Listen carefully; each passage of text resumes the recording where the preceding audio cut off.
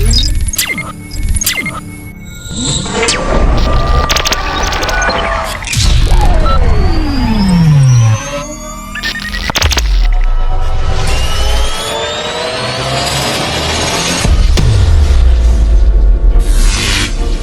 ayan, magandang gabi sa inyong lahat mga ka-DIY at welcome back sa ating munting channel.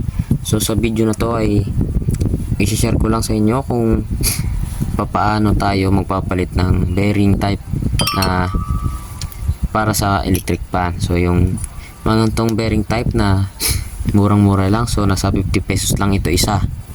Yan, tapos nabili ko to ng sale kaya naging 25 pesos na lang siya kada isa, kaya nagiging 50 pesos lang to dalawa. Yan, pasensya na, may sipon tayo, no? So ang number nito sa ano niya is 608ZZ. Yan, 608Z. Pero ang number nito sa binilang ko yung shop ay 608ZZ. So yun yung ating bibilin. Tapos yung meron siyang nylon coating para so swak na siya dito. Yan o, swak dito, yan, swak yan dito, yun o. Tapos mas maganda, tapos yan ang importante, swak na swak siya dito, yan o. Wala siyang kalog, yan, dapat walang kalog yan. So hindi ko muna ipapasok dito kasi madumi pa. So ang gagawin natin, tatanggalin muna natin yung busing, or siguraduhin natin siyang kakasya sa dito, di ba? Tanggalin muna natin to. Tapos itong kanyang spacer tanggalin natin, at napakahigtigas nitong isa. Yan, ito, yan, tanggalin lang natin. Yan, tanggalin lang muna natin. Yan, itong panginan ko nakasaksak na kagad so patayin ko lang muna. So yan, no? So gagamit tayo ng barina sa pag lilinis ng shafting, kasi ito lang yung malinis sa kanya, oh. Ito lang, oh. Yan, kung makikita nyo, malinis yung dito, napakakinis. Kasi kada naglilinis ako, nililiha ko yan, ito madumi. So sira na rin kasi busing, kaya gagamit tayo ng 1000 grit. 1000 grit lang kasi hindi naman natin kailangan tanggalin yung mga grooves na yan. Kahit meron niyang grooves, kasya pa rin yan dito. Kasi sa bearing, ang umiikot lang naman itong sa labasan lang. Tapos itong nasa loob, stable lang yan. Kaya okay lang. So dapat matigas yan, ha. Dapat hindi yan siya gumagalaw. Yan, hindi naman siya gumagalaw. Tapos wala siyang alog. Ayan, so tama. So yun yung inyong titignan.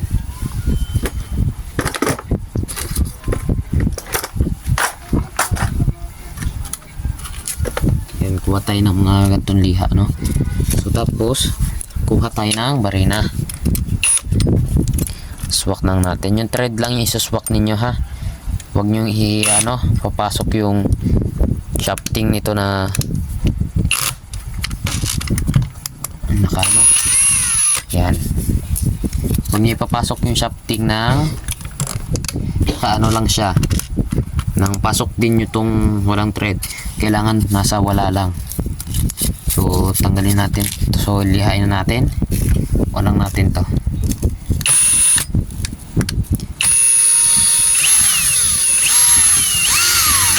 Yan. So tatanggalin lang natin tong groove niya.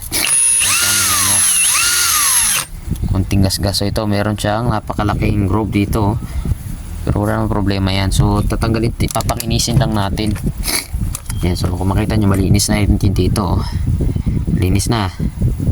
Dito naman sa kabila, again, thread lang yung papapasukin natin para maayos yung gawa. Yan. Para hindi masyadong mabubusal sa dito. Kasi pag ibabalik natin to sa busing type ulit, pangit na.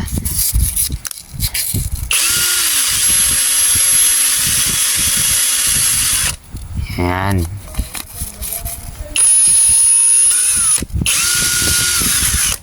Yan, so okay na yan. Dito pwede rin natin lilihain yan. Pero hindi na natin lihain. Makita nyo, pakikinis na, di ba? Ibig sabihin, okay lang yan. Okay na.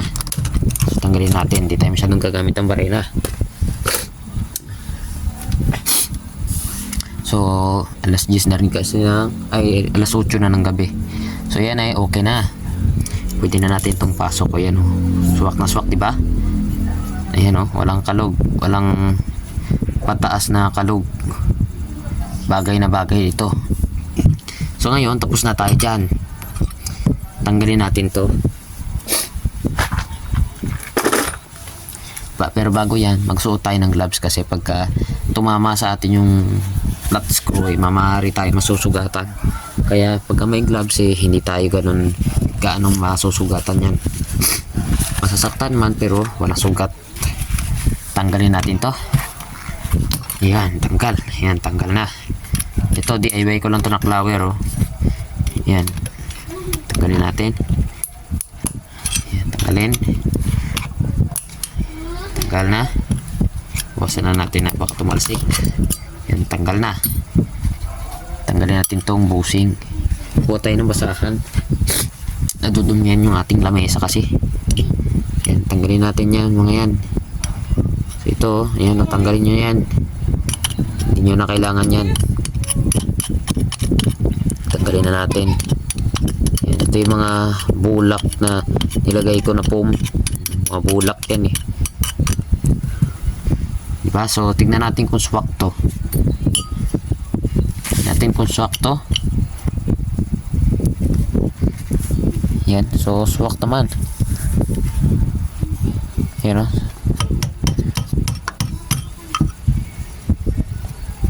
tanggalin natin kung mamaya matanggal.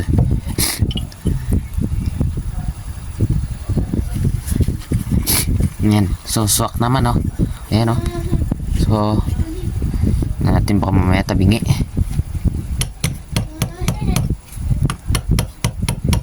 Yan, so okay. Sinuot natin ito. Natin. Yan. Pero may kalug may kalug. So yan ay hindi naman yan nakaka-apekto. Suswak na to. So ayan naman ay magsa-self align na pagka yan, so pupuan na natin ito dito ng konti. Pwede na. Ito naman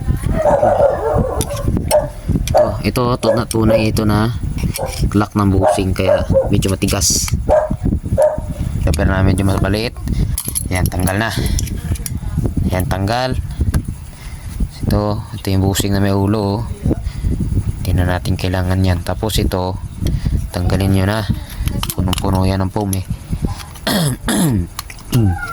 tinamaan tayo ng kung ano mang yan, mga ubo, sipon.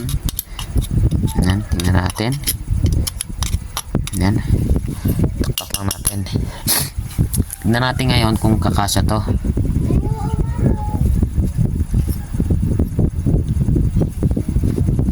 Yan kasapit napit.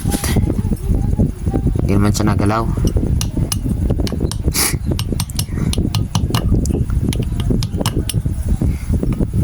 Yan, swak. Okay naman. So ay natanggal pala. So siguro kukuha ako ng ibang housing. So kukuha lang ako ng ibang housing na ipapalit natin. Hanap na tayo at ito yun. So ito yung original niyang kapartner nito, itong housing na ito. So yun yung original niya ito. So itong dalawa na ito ay pareho. Swak yan sa sila Ayan ito hindi ito gumagalaw. So ibig sabihin kayang kaya ito. Ayan Ayan swak na swak siya. Ibig sabihin pwede ito. So kung gusto niya ilalagyan nyo ng gulo dyan sa gilid or bulkasil, pero kung baka hindi na nga. So ito kaya naman Tignan natin kung kaya ba nila. Ayan, ito dalawa sila. Tignan natin kung may alug.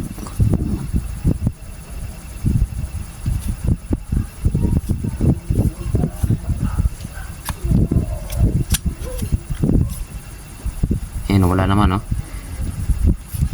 kaluwag.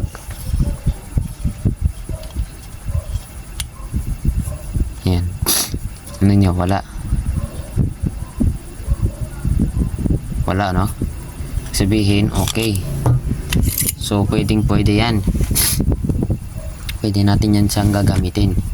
So, ngayon, titignan natin kung kakayanin ba sa motor. Yang malaki. Yan. So, lagyan na natin ng spacer. Balik natin to. Tikas. Itong spacer niya na mayroong pan cooling yung nilalagay ko. Ito. Lagyan natin. Lagyan natin. Yan. Tapos yung kanyang spacer na nag-iisa dito sa likod. Yan. Tikas. Yan, tikas, oh.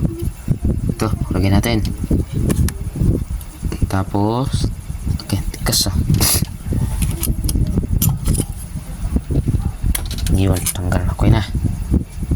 So, ngayon, kunin natin yung motor. So, gawin natin. Ito na yung ano, di ba? So, ang settings natin ngayon, so, kung noon, yung kanyang shafting ay dapat ay meron siyang play. So, sa bearing type na ganitong setup, kailangan ay wala. Kaya, dapat matansya natin. So, kailangan kasi walang play pagka ganon. Pag ganito yung setup natin. So, ikabit na natin yung motor.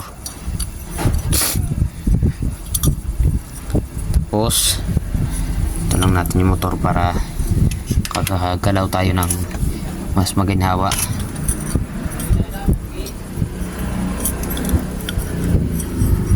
So, ganito yan. Yung ganito. Yan, so delikado tayo baka magkaskasan yung motor. So yun pa man din ito, itong motor na to tanso, kaya ang motor nito ay napakaganda, tanso kasi. So kaya iningat-ingatan natin, tayo ko siyang masira. Yun, okay na, swak na.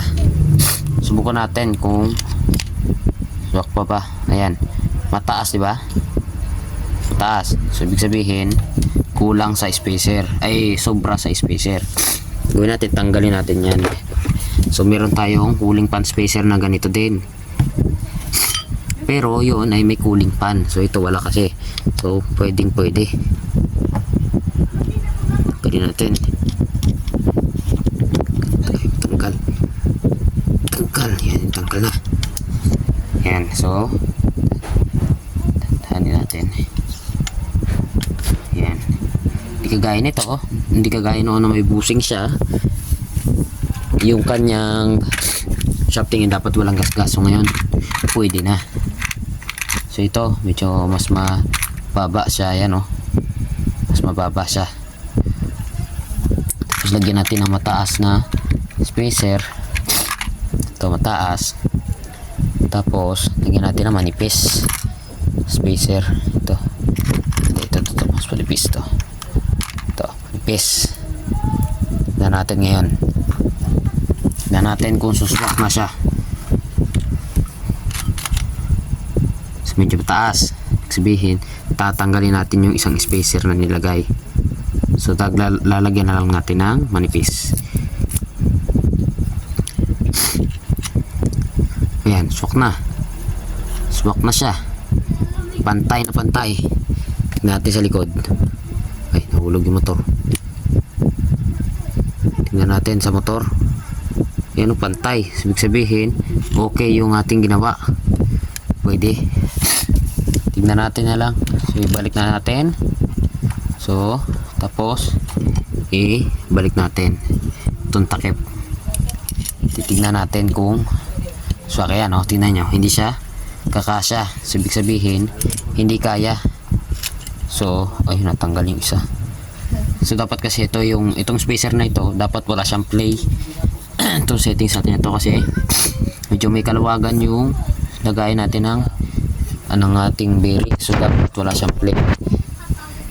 Kahit pa mahigpit yung pagkalagay natin, maluwag pa rin ito kasi yung gitna lang ng bearing ang gumagalaw.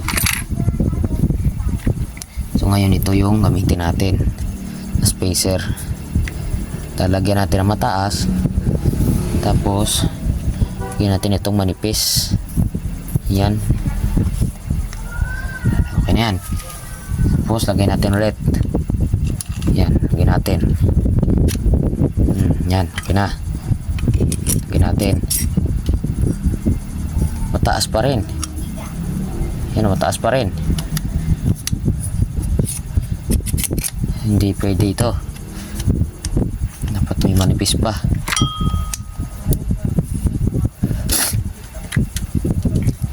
So subukan pa natin ang kaganito. Hindi pwede.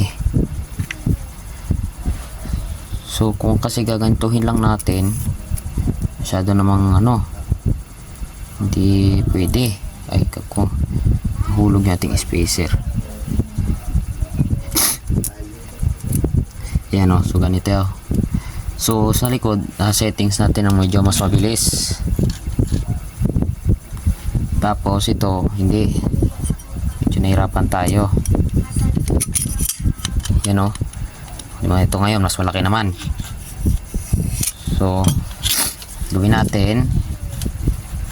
Lagyan natin. So yan o. So subukan natin na lalagariin yung isang spacer natin, no? So lagariin natin yun.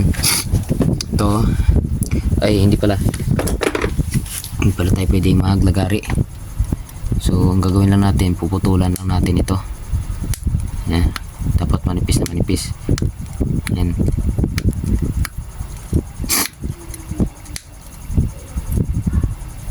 So tatanggalan lang natin yan ng sobra. Yan, taas pa to. Ganyan natin ang yan, ganyan. Ganyan natin. Yan, pwede na siguro. Siguro naman pwede na yan.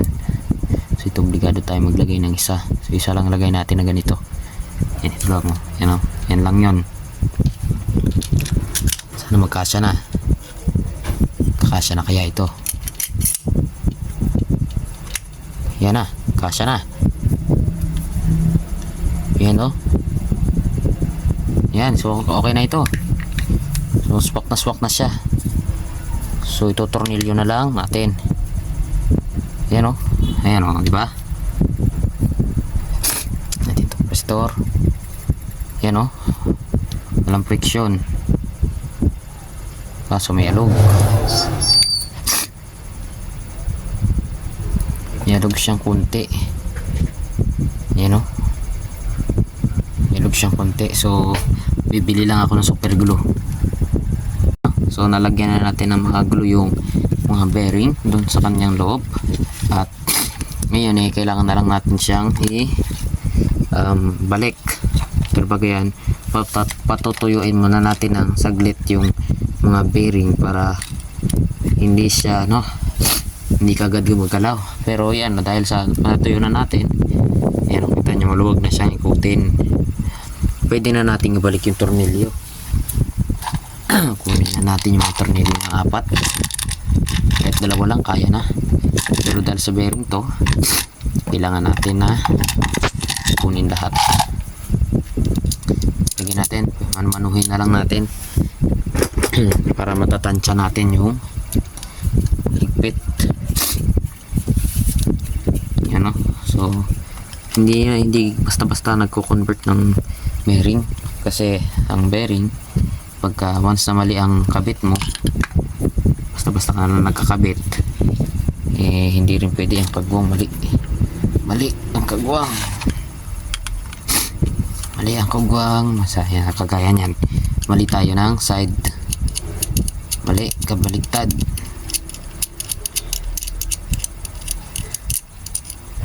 Kagwang na yan. So ulitin lang natin yan, ganyan lang natin yan. So tama na yan. So sana di natin nasira yung motor, kasi kung nasira natin ipatay na, wala nang pamalit. connection na lang gagawin natin ulit siyang DC. So ayan, so nakikabit na yung isa, higpitan na lang natin. So ayan ano, so mayroon na tayong nagawa. So ito yung gumagana na ano, so okay na ito. So nilagay ko na lahat ng kanyang mga bearings. So ito ay napakalambot to, free wheel. Susubukan natin saksak. Ayan, so ito yung wirings nya, tapos ito yung ating plug-in. Ito, susubukan natin i-plug in. Yan, okay na. Gano'n na, subukan natin. Yan, yan o, malakas naman. So tahimik. So lagyan natin ng tape para makita ninyo. So tignan natin kung gumagana na ba na siya ng maayos. So lalagyan natin siya ng tape. So malit lang na tape, kailangan na malaki para lang makikita ninyo na umiikot. Ayan, tignan ninyo dito. Ayan, tignan nyo. Ayan o, napaka free wheel. Ating saksak. Yung kanyang wire may nagdidikit, pero wala namang problema kahit magdidikit yan kasi test valve naman eh. Yan o, yan, ikot na.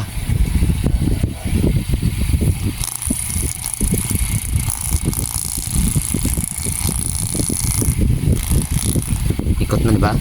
Tayo natin. Ayan o, umikot. Tayo natin ilaw. Umiikot na siya ng maayos, malakas yan. Ibig sabihin okay na yung operation niya.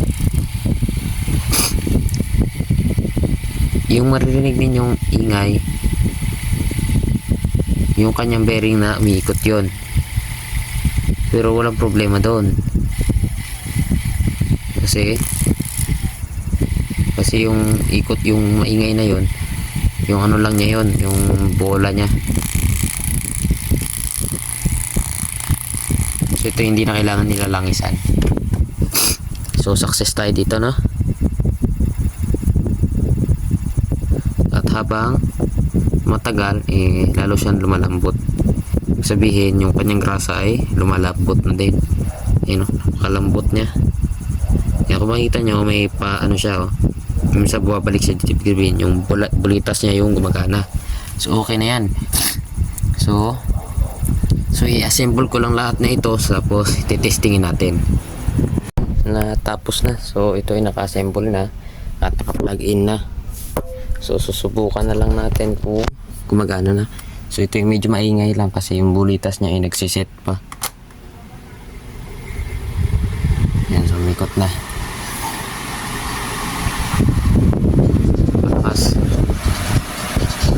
Tahimik naman siya ng kunti, pero para siyang medyo maingay din sa ano niya, bulitas. Pero okay naman, okay. Hanggang ito.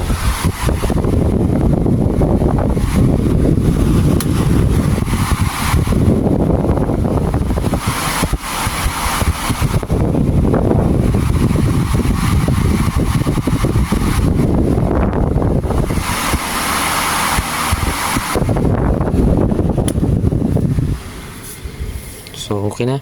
So yun lang. At maraming salamat sa panonood.